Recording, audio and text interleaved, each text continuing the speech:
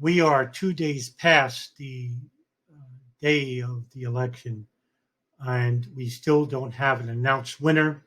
Joe Biden is up 264 to 214 over the U.S. President Donald Trump, and it seems that it's just a matter of time now that Joseph Biden will be announced as the new president, or the 46th president of the United States of America.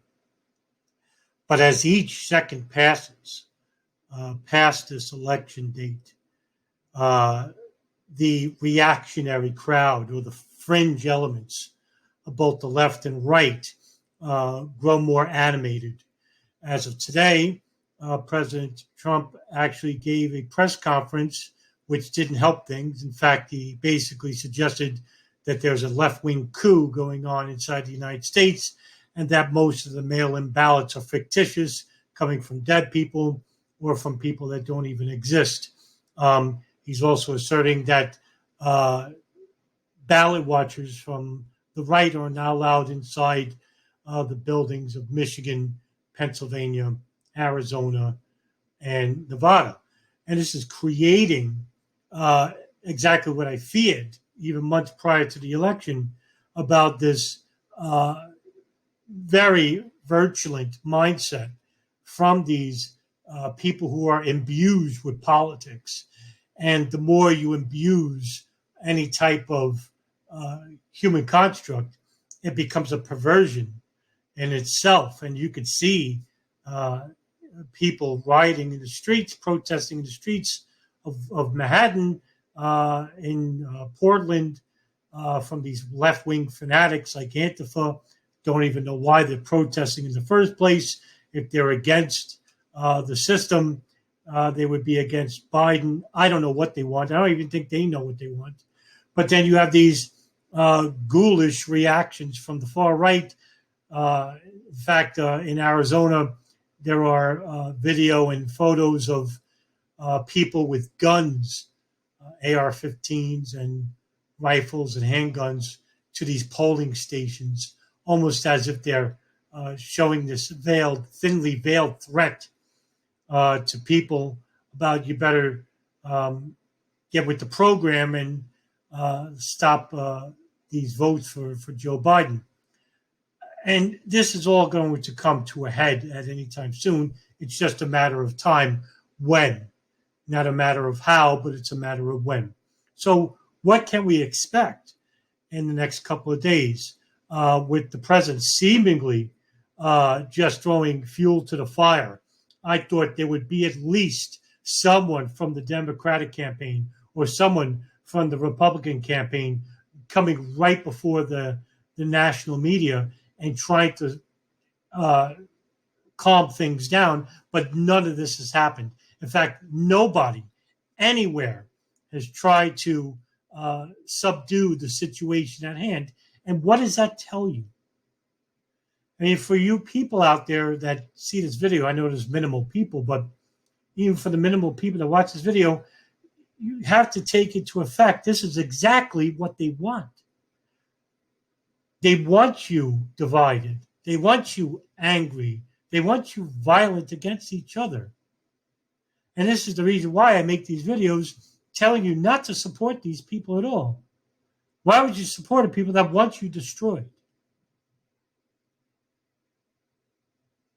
Come right out and do it, but they do it in a way where it's not noticeable or that they can't be blamed. It's incremental. A slow turning process that destroys you spiritually and financially. We are still a broken nation, and we're going to be more irreparably broken if we conduct ourselves in this manner in the future. And he still has up until, I think, January 2nd. So he has 2 more months. And who knows what Trump will do in those 2 months before he leaves office, if he does. We still haven't announced a winner yet. He's currently suing the state of Pennsylvania and Michigan, and I think Georgia, about these counting of ballots that have a majority of Biden votes, and that's coming from counties that are left-leaning. But it's not. I'm not throwing out the idea that there are some shady business going on. It is, of course, the government. I'm not putting anything past them, whether it be from the left or right. In fact, in conjunction with each other, they will do anything they can to keep that position of power within that small circle, and the rest of us fighting for the scraps or fighting within each other. And, I'm trying to reach out to people, rational-minded people, who are still confused over what is happening, or they are still primarily adjoined with a political affiliation. This is not a critique of you, but I'm just trying to illuminate your mind, about the detriments of putting your eggs in a basket, so to speak, with a Biden, a Joe Biden, or with a Donald Trump. Or if you were an Obama supporter, or if you were a Bush supporter. These people promise you the world. And then when the time comes and they're in that position of power, you don't exist. In fact, you're ignored altogether. And they may come every once in a while and do a TV media briefing in the White House. They also may come to your hometown, just to kiss you on the cheek and remind you that you are important, until that time comes when you're not, which is most of the time. Have they gotten rid of the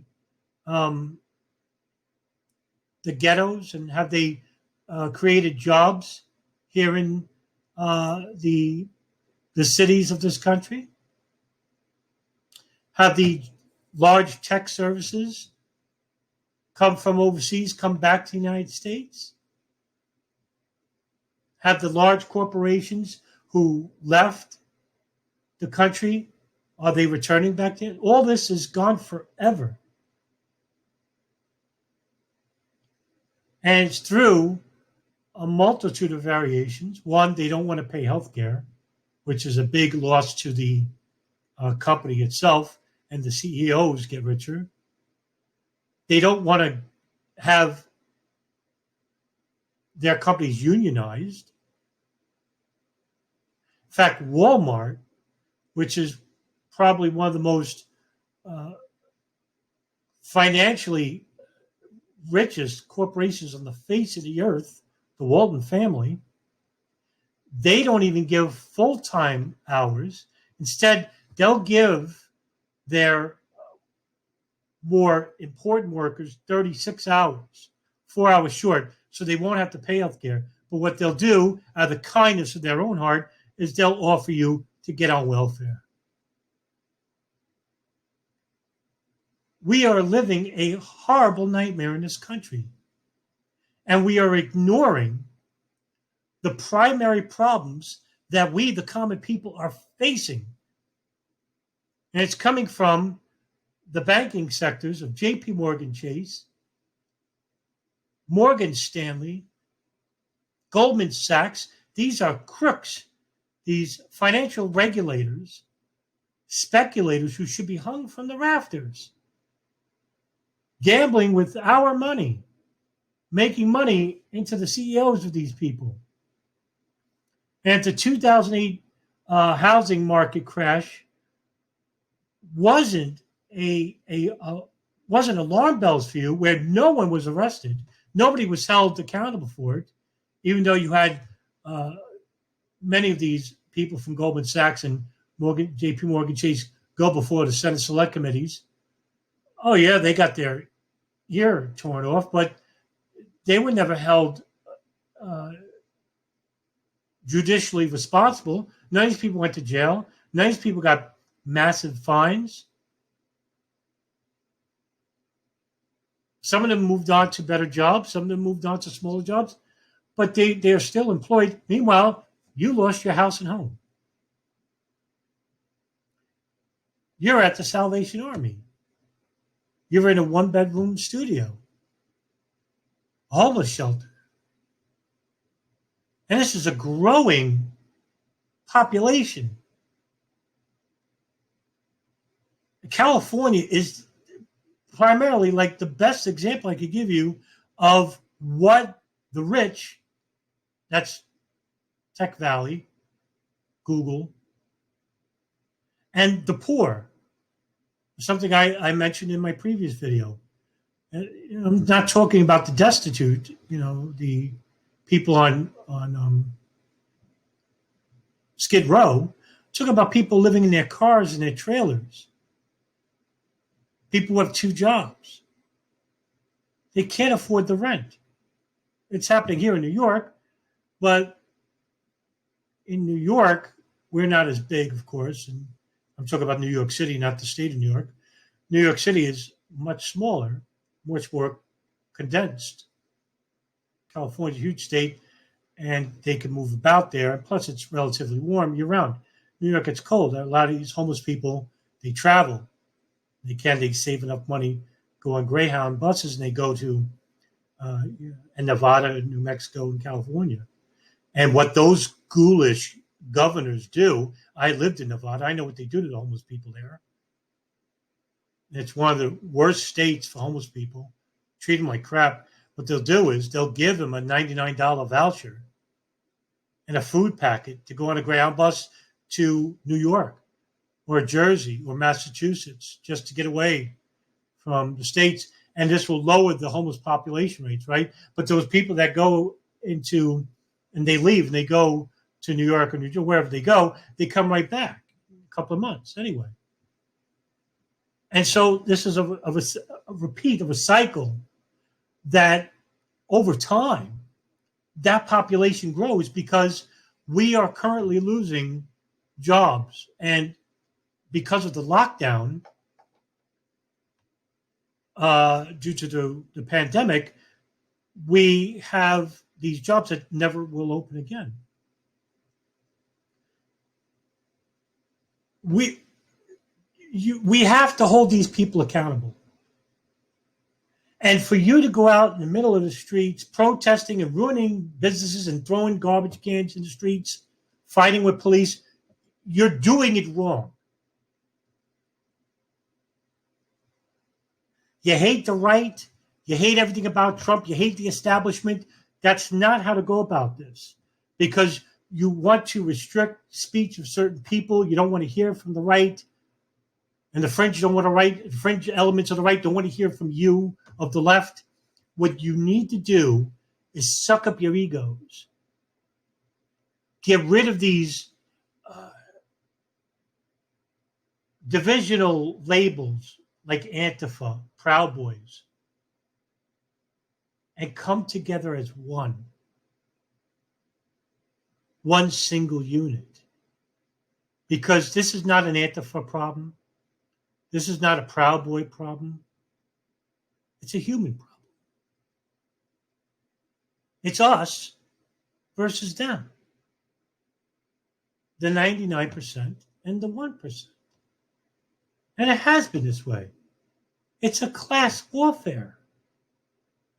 It has been going on for centuries, even predating the Americas. Talk about the colonial British. That's where we got the ideas of the banking industry from.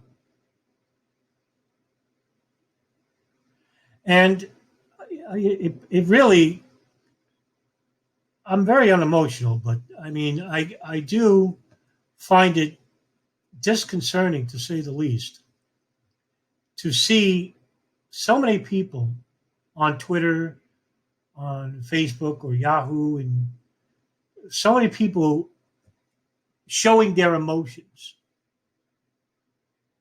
And when you do that, you tend to do things that you wouldn't do when you're thinking about things. I mean, it's normal to react on your heart, right? But what we need now more than anything is up here. We need thinking people. We can't win the gun game here. They got us beat there.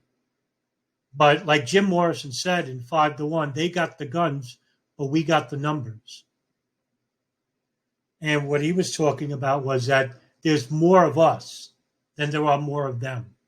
And what we desperately need to do, and I'm talking to the fringe elements of the right and left here, if you are watching this video,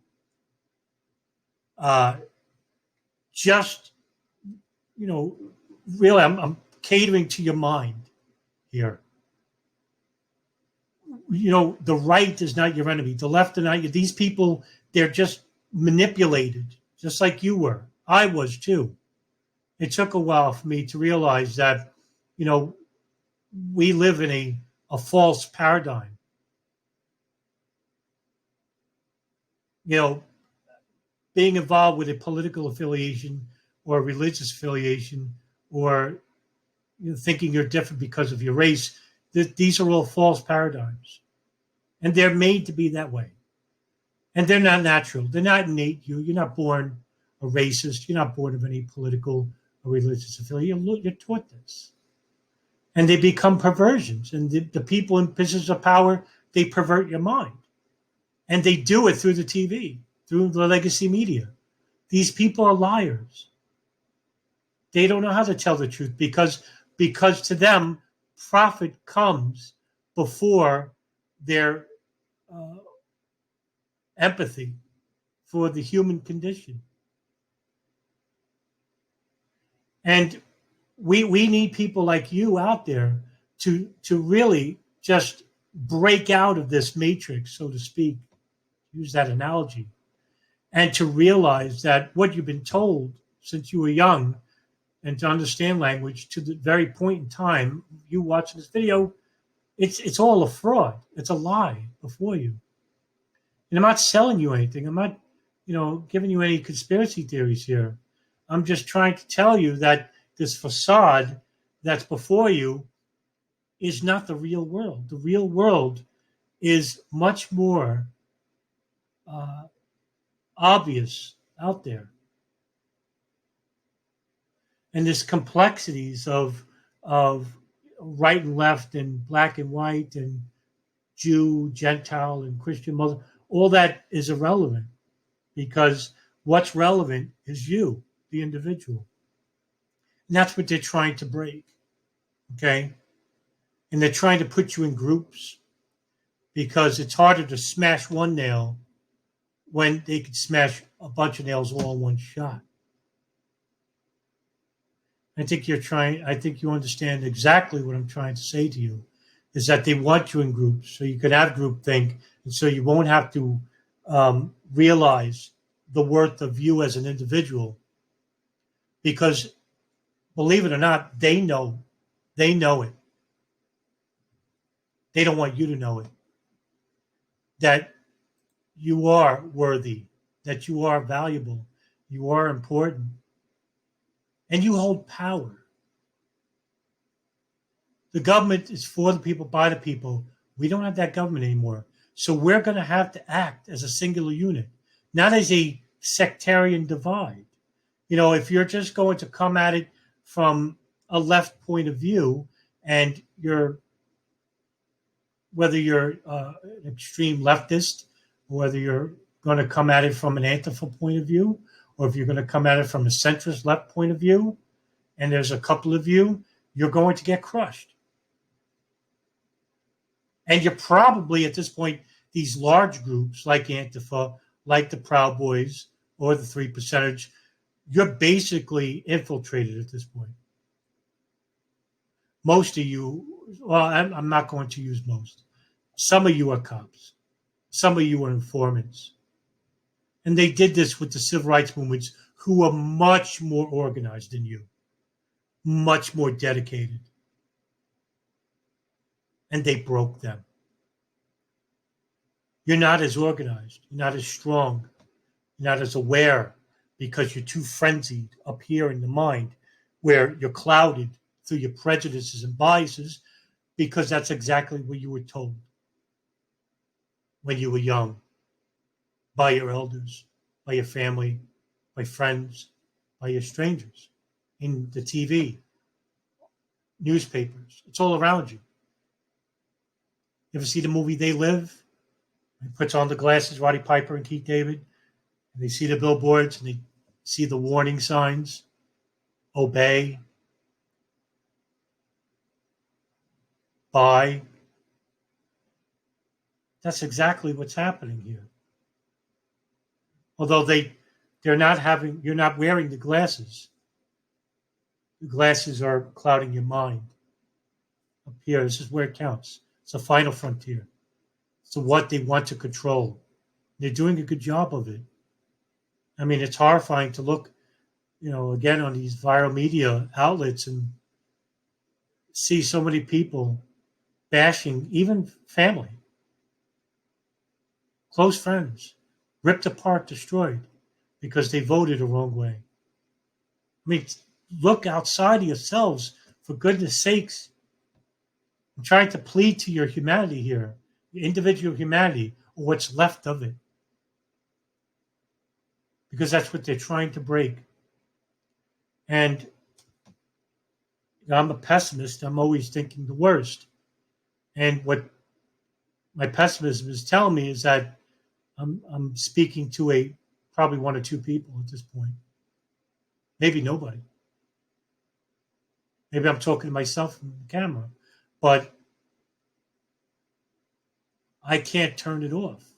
I can't go back and root for the Yankees or live that ignorant life because, I try to educate myself as much as I can about the things that really count. And it's not positive. I mean, it's a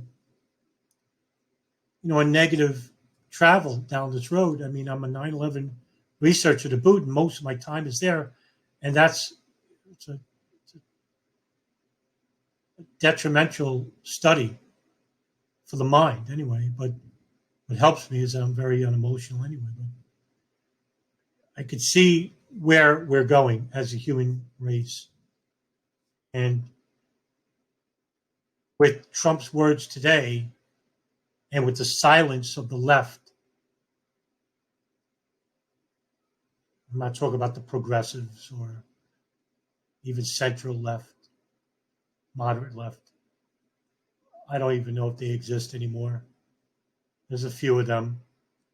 But the left is really the right. And the right is basically just an anomaly, an afterthought, trying to cling on to a past that doesn't exist. Trump sounds like a dinosaur, facing extinction. It's a Rhinoceros Rex with the last beat, last roar, right? Knowing the end is near. And what he'll try to do and believe me, for those who support Trump, he doesn't care about you. Just like Biden doesn't care about people who support him. They don't care. Why? These people don't know you. They live in mansions. They live in affluent neighborhoods. Has Biden ever been to Trenton, New Jersey? Has Trump ever been to Waikiki, Florida? Has he been to Harlem? Maybe when he was younger. Have they been to Skid Row? Detroit? These are real people suffering. And we look down on these people. And most of them are minorities.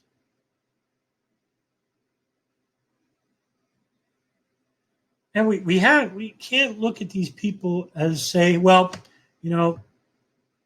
screw them, they didn't want to better their lives. It's not that simple.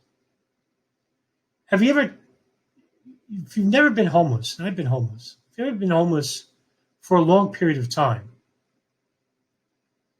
and you lost everything you have, and you don't have anything to begin with to grow,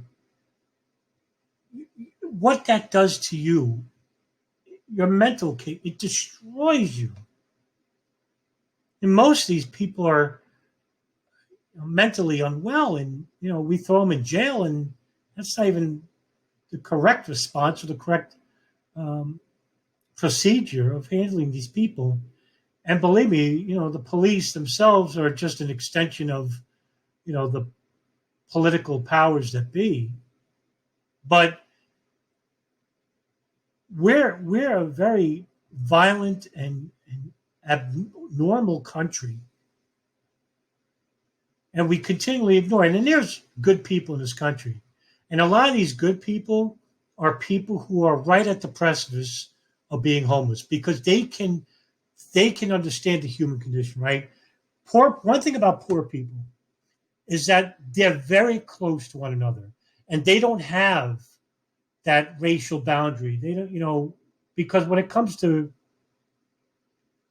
economic digress or regress, racism and politics don't matter. Religion matters a lot to these people. A lot of poor people go to church. And I don't think they should, because there are a lot of these churches that take advantage of them, asking for a 10% tithe. I'm going off topic here, but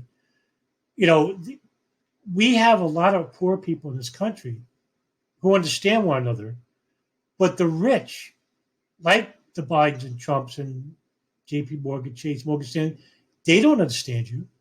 How could they? They live in 4-bedroom apartments somewhere in Greenwich, Connecticut, or in Martha's Vineyard, Massachusetts, Vermont. They're living in lives of luxury. Most of these people had never seen a ghetto. So how can politicians, when they reach that level, when I'm talking about the highest levels of government, how could they understand you? They can't. They just use you and ignore you altogether.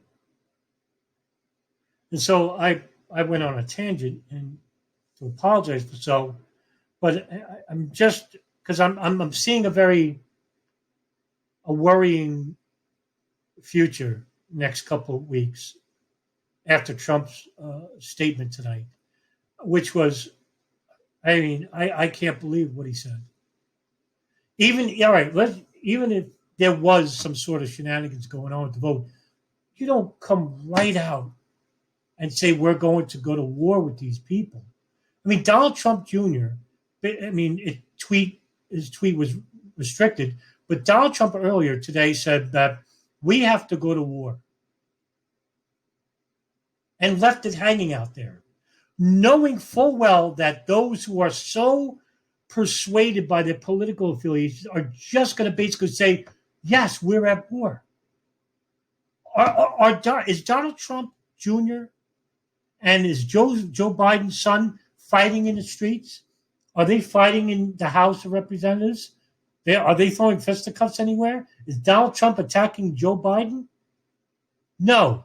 Who's doing that? You are. You're the one fighting each other. You're the one damaging each other. You're the one who loses. There is no winner here. There's only one winner, and that's the 1%. And it's a repetitious nature. And I'm hoping you understand it after all this time, because we have to get our act together. We have to act as one singular unit. And this is our last chance, because as time progresses, we're becoming much further away from each other.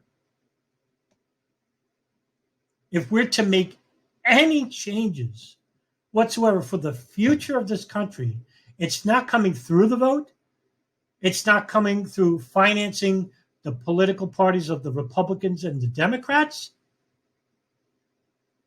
It's going to come from us, the people. And, I'm for nonviolent protests, but if that doesn't work, we may have to go a much more a step up and force these people out, because they're not just going to give up.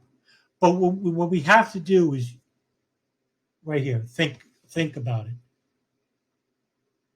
We need more thinking people, but we have to we have to come together as a singular unit to do so, or we're just going to be, it's either united we stand or divided we fall.